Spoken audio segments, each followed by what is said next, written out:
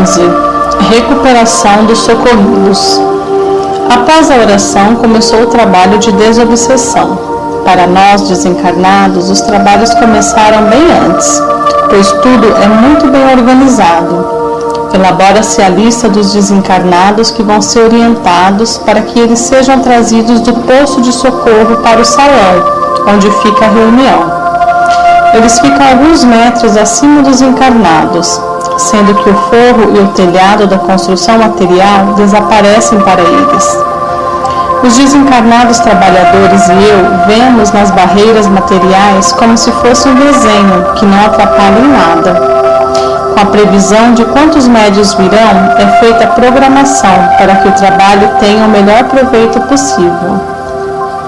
Muitos que vão receber a orientação através da incorporação, ao verem o trabalho dedicado dos trabalhadores, ao escutarem as conversas edificantes e a leitura do Evangelho com sua explicação, já se sentem inclinados a mudar, e vários deles nem precisam mais da incorporação.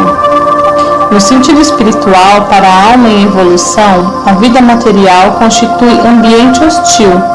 Justificamos quase sempre nossas falhas com a desculpa de que a maioria age da mesma forma e alegamos que não somos santos, e sim, não se pode exigir de nós uma maneira de agir mais elevada. Desta forma, criamos uma distância entre o que fazemos e o que deveríamos ter feito.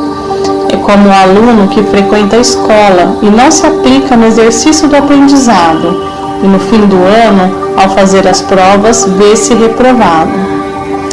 Quando um desencarnado se depara frente a frente com um encarnado de atitudes dignas, sem a aura de santo, sente o estímulo de imediato. A presença de alguém elevado dispensa comentários, palavras ensinam, exemplos arrastam. Mas a maioria dos socorridos necessitava de incorporação, como era o caso de Walter e de seus companheiros, que agitados mostravam sentir falta da sensação das drogas e não conseguiam entender o que realmente estava acontecendo. Foram todos conduzidos à incorporação. Narrarei a incorporação de Walter por ter sido muito importante para mim e Elisa.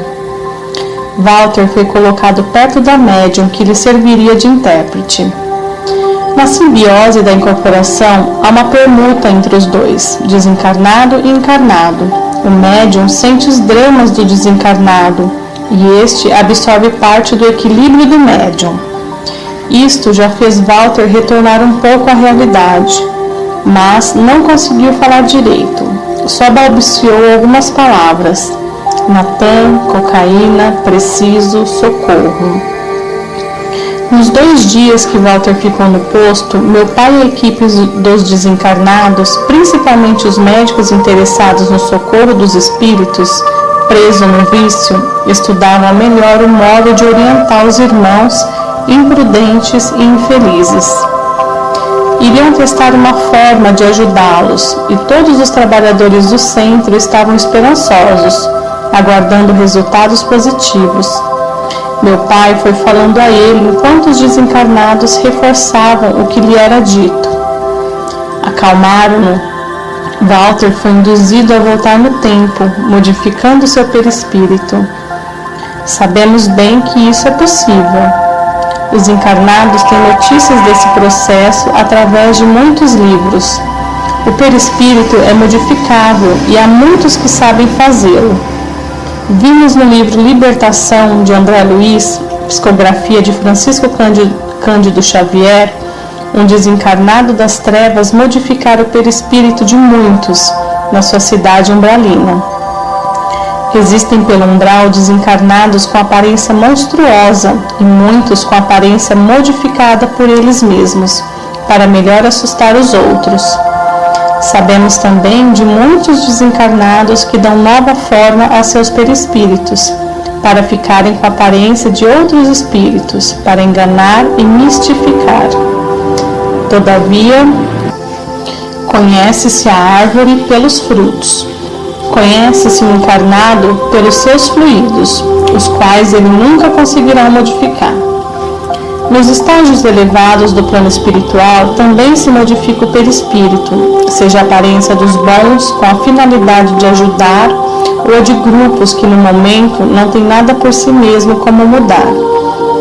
Recuperam inúmeros socorridos, cujas aparências se transformam em figuras monstruosas, animalescas e deformadas. Para os deixar com aspecto normal, também podem rejuvenescer ou tomar a aparência de antigas encarnações. Os desencarnados bons só usam esse processo com alguma utilidade, mas basta saber para mudar de aparência em qualquer lugar e por motivos os mais diversos. Se são bons para ajudar, se são maus e brincalhões para enganar, confundir e assustar.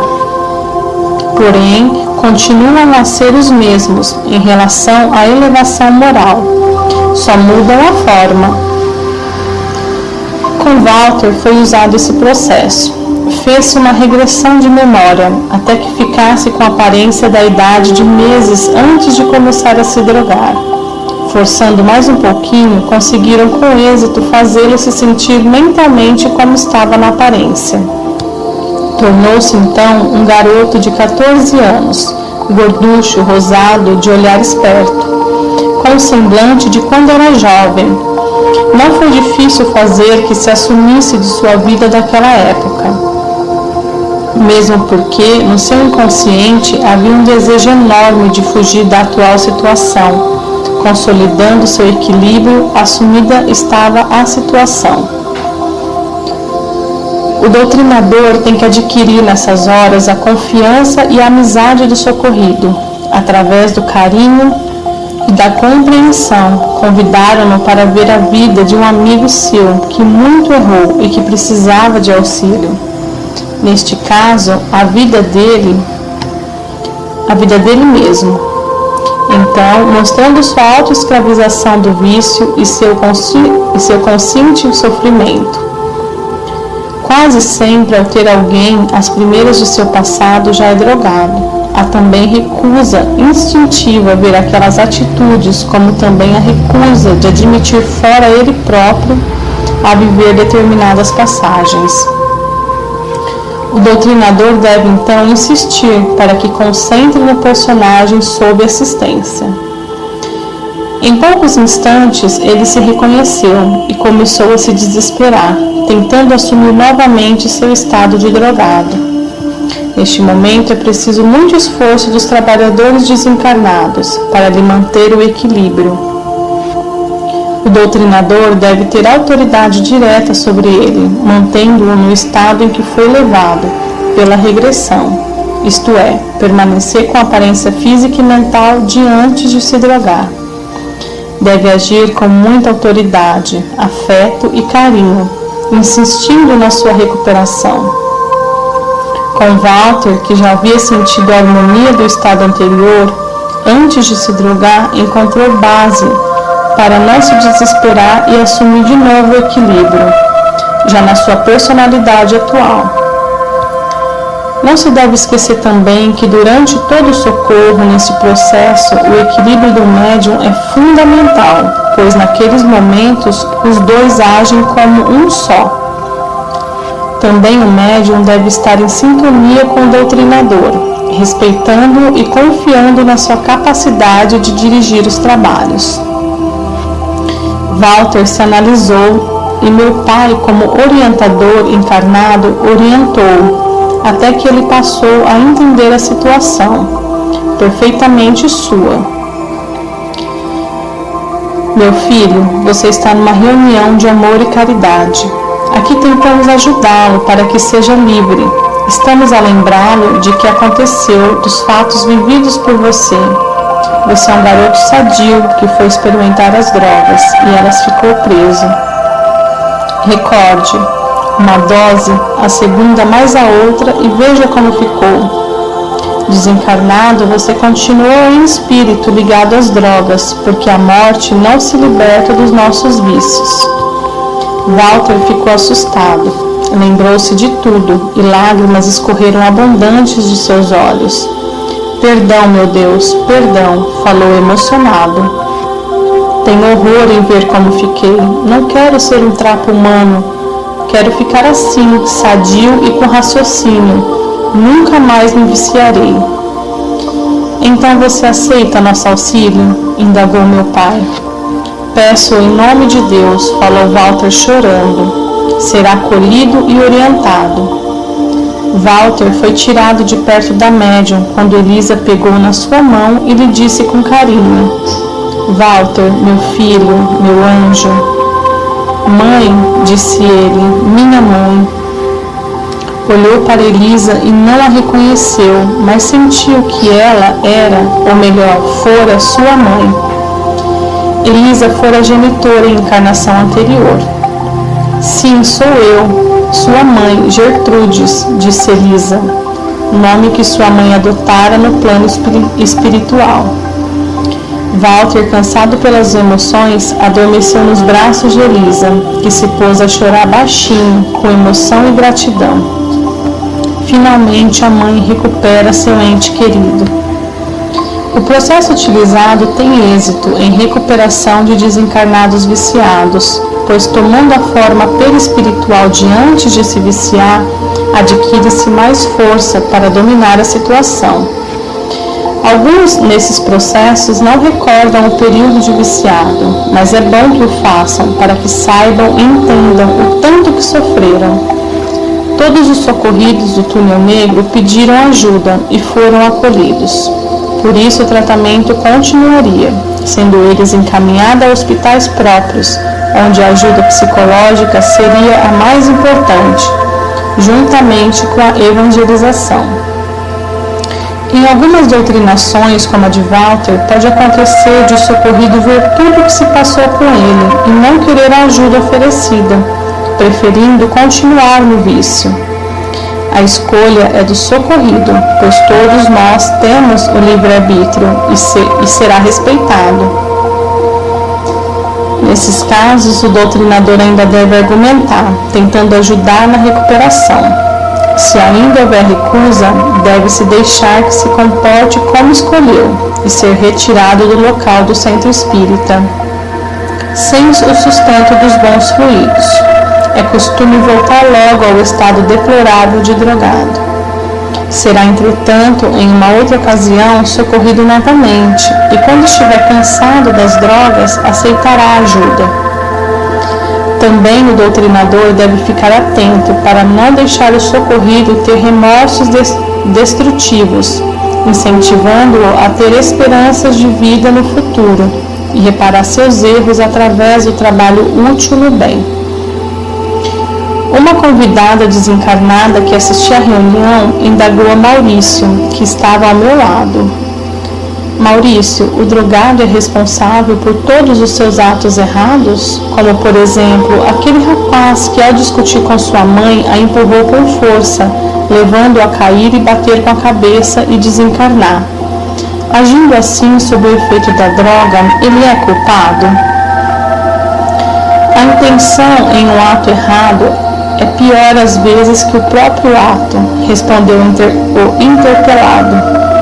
Ele não teve a intenção, não queria a morte física da mãe, mas foi a causa de sua desencarnação, daí a sua culpa. É muito difícil um drogado não saber que age erradamente e poderá provocar por isso acontecimentos trágicos em sua vida. Em todos os nossos atos, o que importa é a intenção, e assim notamos que aquele jovem tinha em mente esse propósito, que trazia muitos sofrimentos. Vimos também que a recuperação total dos viciados não a praticavam em outras faltas, e é mais fácil o mesmo não acontecendo com alguns, que além do vício cometem outros erros. Deve o